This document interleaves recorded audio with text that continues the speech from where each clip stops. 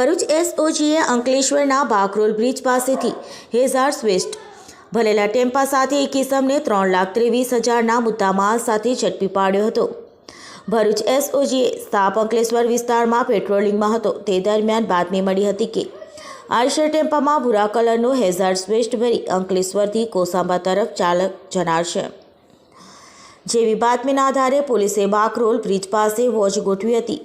પોલીસે બાતમીવાળો ટેમ્પો આવતા તેને અટકાવી તેમાં તપાસ કરતા 3,720 કિલોગ્રામ હેઝાર્ડ વેસ્ટનો જથ્થો મળી આવ્યો હતો।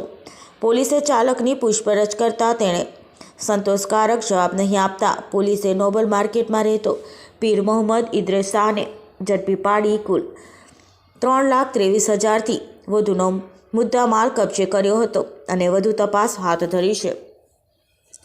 અત્રે ઉલ્લેખનીય છે કે તાજેતરમાં જ અંકલેશ્વરના બાકરોલ ગામ નજીકની ઉકાઈ જમણા કાંઠા કેનલમાં જોખમી રસાયણયુક્ત પ્રવાહી ઠાલવી દેવામાં આવ્યું હતું, જેના કારણે 1 લાખ લોકોના જીવ પર જોખમ ઊભું થયું હતું।